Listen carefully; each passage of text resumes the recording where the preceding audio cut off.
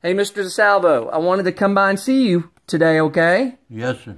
Okay, do you remember the discussion we were having? You said you were worried about the future and what's going to happen. You want to stay here in your home? What happened? I don't want to go in a home because those 65 years, I went in zillions of homes, houses, and in some of the homes was so.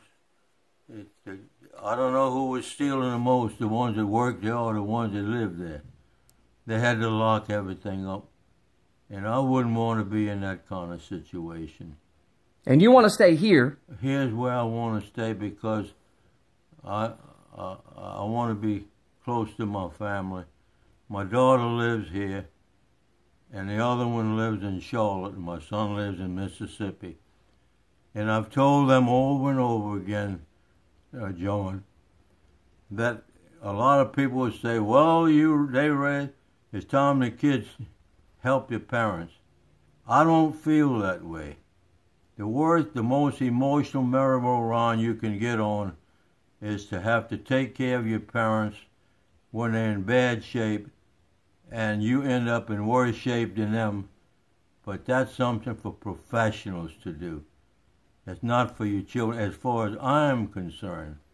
So I don't want to have to put that burden on my children. I would rather have the professionals. I have a wonderful caretaker. Without her, I don't know what I would do. She was a godsend to my wife and to my whole family. And I told her, she's here 2 years. You came here as a caretaker, then we made you a member of the family. Caretakers get all the kind. You treat them, you hand them with the kid gloves when they married. They come to a member of the family. Then they got to march to the beat of your drum. And so she accepts it graciously. She can't do enough. And she's here every day. God bless her. She comes in at 7 and she leaves at 7. At night I have Aura. I have Dell. She comes. And I don't know who, I can't remember. That's all right. Hey, Mr. DeSalvo, do you remember whenever I told you how much I love you? And how much, WWII Veterans, we want to help you. Well, I'm going to sing a little song to you. You love me half as much as I love you. Oh, get out of here. That's right. Get out of here. Well, do you know, John, what you all have done for me? The only way I know that you're doing it not from your lips, you're doing it from your heart. I sensed that right away. In that barber shop, I could tell when somebody talked with their lips or their heart.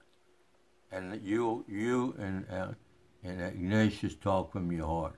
In other words, you don't talk the walk, you walk the walk. All right, enough about me. Hang on.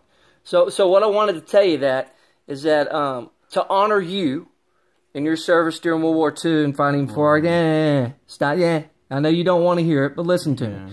To honor you, God works in mysterious ways. Always, you know what I mean? Always. Well, guess who I heard from today? Lockheed Martin is going to be donating some money to us.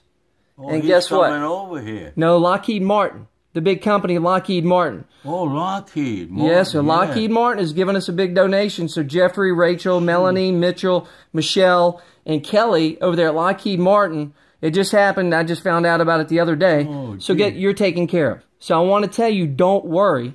Okay, you're going to stay here. We're going to help you with whatever you need help with. Well. Okay? But if it weren't for Lockheed Martin, see, we've been praying on this, and Lockheed Martin answered the prayer, right? Oh. But John. Yes, sir. I never read the Bible because being in the parochial school, we only had Bible history. But I remember some words from the Bible. The good Lord healed 10 lepers. Only one went back and said thank you. And I want to be one of the lepers to thank Steve Martin for what they're doing. I won't feel right unless I thank them from the bottom of my heart. And I truly mean that because the toughest thing has been for me is if I lose my independence. Sure. I wouldn't know a food stamp if I saw it.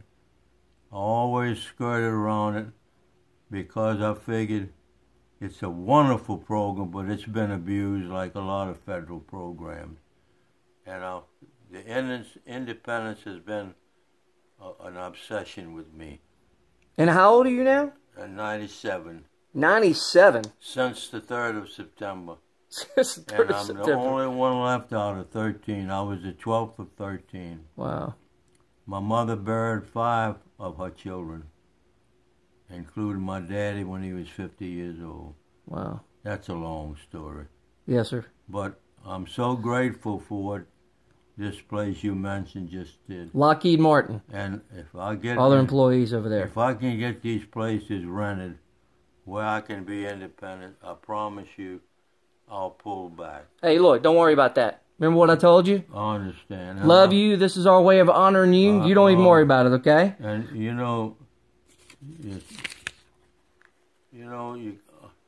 I can't forget. I can't forget. No, don't worry about it. Hey, listen to me. You know I love you, right? I know you do. All right, Mr. DeSalvo. Hey, look. Don't worry about it, okay? I just talked to a friend of mine I know for years. Yes, sir. And I told him he lost his wife a year ago. And of course he's only 81. I told him, how old are you? You got 18 years on him. He's 81. I said, I got neckties older than that. But anyhow. But hey, look, I want you to smile, okay? Because I love it best whenever you smile. I know. You know what I mean? So listen to me. That's why I wanted to give you this great news, okay? So don't worry about it. That's wonderful. I told you we'd make sure that this happens. Give it up, and it's going to happen, right? Can you imagine meeting Ignatius?